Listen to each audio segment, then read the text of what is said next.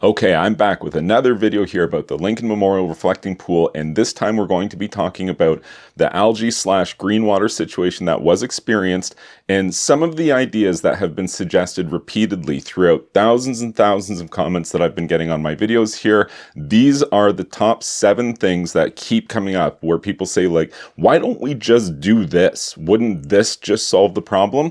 And there's, merit to pretty much all of these here. And the thing is, though, there's a lot of considerations. There's some benefits that we can have by doing certain things, but what would be the flip side of that? Is there any potential downsides to it? And that's what this video is going to break down. We're going to talk about these 7 things here, and I think you're going to learn a lot in this video. It's going to give you a lot more context to understand things like, oh, this green water situation. What if it happens again? You're going to have a lot better idea as to what looks like a viable solution here versus what doesn't. We're all looking for answers here about this green water. What happened? How are we going to solve it? And I mean, I've got the guitar tuned up. I've got the thinking cap on, and I'm sure you do too. But these ideas in particular probably aren't going to work, and I'm going to break down why. And the first one here I'm going to go over is dye or pond dye. And if you don't know what that is, sometimes in man-made lakes, things like this, you might add a pond-related product and it just dyes the color. You used to have like brown turbid water. Now you have bluish turbid water is essentially what happens here. And sometimes these products can just be a dye. Sometimes they can be a dye plus maybe like an algicide. That's lesser common. More commonly, it's just a dye. And the function here of this dye, aside from just looking good, is it's going to deprive the plant matter growth in the water from certain spectrums of light that it needs to survive and thrive. And that's kind of like the primary function of how pond dye works.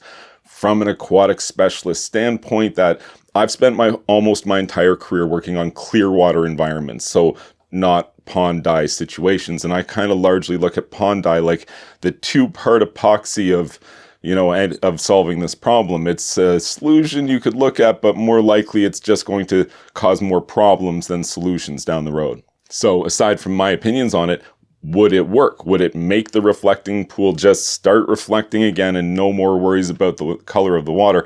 And the answer is not really. It's actually, when you make a reflecting pool, you are chasing the optimum reflection, the optimal reflection that you can achieve physically speaking. And to do that, to achieve that goal, you need to have clear water and you need to have a dark bottom on the interior surface. So the logic behind this is that there's a bunch of considerations. It's not that it won't reflect under different situations, like a lighter colored bottom. It would still reflect. It just would be slightly less of a sharp physical reflection of the water because there's going to be a little bit more more light that's getting scattered as opposed to more light that would be absorbed by a dark interior surface bottom. So if we were chasing the absolute best reflection that you can get, it would be with clear water, which is essentially invisible, allowing the light to travel through to the bottom, and then some of it's going to be absorbed, but the remaining would bounce back in a predictable way. It wouldn't scatter like it would if you were to have a lighter color bottom, which is going to reflect more light spectrums up because a bunch of it didn't get absorbed by the darker color bottom. That is a mouthful. Another way to summarize this would be the dark bottom would maximize the effect of absorbing the right light spectrums such that you could enhance the quality of the reflection. Adding a pond dye or a pool dye to that would absorb more light as opposed to allowing the light to travel through, but it would do so in the wrong spectrums and in the wrong ways such that it would be a deficiency to the quality of the reflection. So it's not an ideal solution for solving the Lincoln Memorial reflecting pool issue that it was experiencing with green water. Okay, idea number 2. Why don't we just add some chlorine to this thing? Like, I got a swimming pool, and when I have algae, I just blast it with chlorine, and you ain't got a problem over there anymore. Well, the thing about that is this particular pool is not a chlorinated water environment.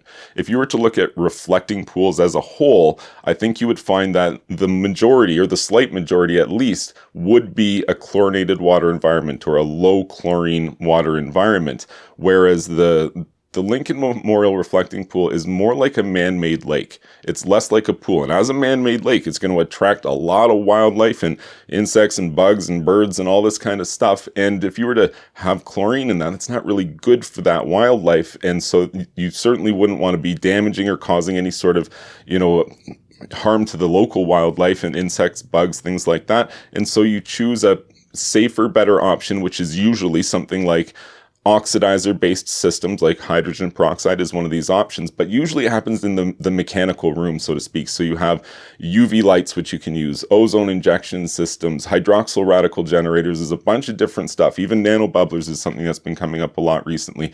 But all that stuff happens not in the body of the water itself. It happens kind of like in the moment that a certain piece of water is passing through the filtration set. That's the only moment it's being treated. Chlorine does something special. It is a chemical sanitizer, it is an oxidizer, it is an algicide, but it has an ability to build and hold a residual value in the water. We call this free chlorine, and that's what we measure in swimming pools to make sure that we have chlorine in the water available to, deal with any sort of like contact. If you're swimming and I'm swimming and I have some sort of communicable disease, what is protecting you from my disease? There's nothing protecting you if there's no chlorine residual value in the water, but you are protected if there is chlorine residual value in the water. And it only takes 1 part per million to deal with pretty much everything in under 60 seconds. Amazing stuff. But it's not going to be the solution here to the Lincoln Memorial reflecting pool algae problem. So here's the next idea. Why don't we just add like fish and plant life and things like that and turn it into like a real natural pond or something like that? And the problem here is basically all of that works against the fundamental principles of what you need to get a reflecting pool, which is to say you need clear water and it needs to be still. Clear water would be a challenge because things like fish introduce a tremendous amount of organic debris, organic load. The fish crap all the time, and it's a lot of work to clean it up. So you have to have really robust mechanical filtration systems. And, anybody who has a koi pond is already aware of all this stuff. It takes a lot of work and it's a lot of management. But more importantly, when you have fish and plant matter, and insects everywhere and stuff, all that stuff is obscuring the surface of the water, and that surface water needs to be dead smooth, dead still in order to get that mirror-like reflection. So adding fish and aquatic life and things like that to the Lincoln Memorial reflecting pool are probably not going to be the most viable solution. Okay, so what about adding like waterfalls and fountains to aerate the water and add more dissolved oxygen to the water? Because this is already a known thing that you do. Like Mother Nature uses that method to keep lakes and rivers and stuff clean, and farmers use it in their ponds and things like that. You might see like a big plume of water shooting up and running all the time, and why are they doing that? Well, they're aerating the water, they're adding oxygen, and this dissolved oxygen serves a couple of different purposes, but one primary purpose is this. If you don't want algae to grow, you have to deprive it of the nutrients it needs and or the sunlight it needs in order to grow. So by adding a high amount of oxygen or dissolved oxygen to the water, what can in effect happen is it can regulate the release of phosphorus from the sediment layer. So the sediment layer is the silt and gunk and muck on the bottom there. That will usually be the primary source of nutrients for algae growth. In an oxygen-rich environment, it doesn't release as readily into the water. When deprived of oxygen, that's when it will release more readily. Once it releases into the water, this is the point at which it becomes available as a food to algae to grow and cause an algal bloom in the water. So you try to keep that under control by adding a lot of oxygen to the water, thereby regulating the release of the phosphorus. Why aren't we doing this? It sounds like it would work. Here's the problem. It's a reflecting pool. We can't have water features and water fountains and things like that running. Maybe you could make the argument, we could run them at night or something like that. Probably would help. Yeah, definitely. But I don't think it's going to be enough just given the sheer size, scope, and volume of this water. We're talking about almost 4 million gallons of water. That's a lot of water. Okay, the next idea that has been mentioned a lot, and that's why I'm mentioning it here. Why don't we just fill it with dirt? A lot of people would have had some pretty strong opinions about that. And as a result, I have to classify this as not necessarily viable as an option here because it's just simply a deviation which is too far from the original construction and the original intent of this memorial pool. Okay, one of the last ideas here. Why did they not just tile the thing? Tile's really great, right? It's considered like a premier interior surface. Wouldn't that have just been easier and better than what they did do?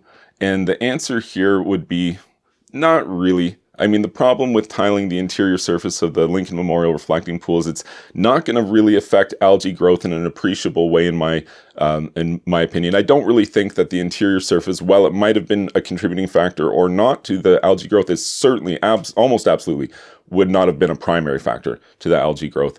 So changing to a tile interior surface isn't going to have solved the problem, and it's going to introduce a whole world of new problems. So I gave my local big box hardware store a call, and I asked them about some nice quality porcelain tiles that I could use on the floor, and they told me that I'm looking at about $22 per square foot, and some quick napkin math is 338,000 square feet of tile, plus 10% extra, because, there's going to be offcuts and breakage and some waste, and you want a little bit extra just in case you have to do some repairs down the road, because you might not be able to find that tile again. That's good advice if you're doing a tile job.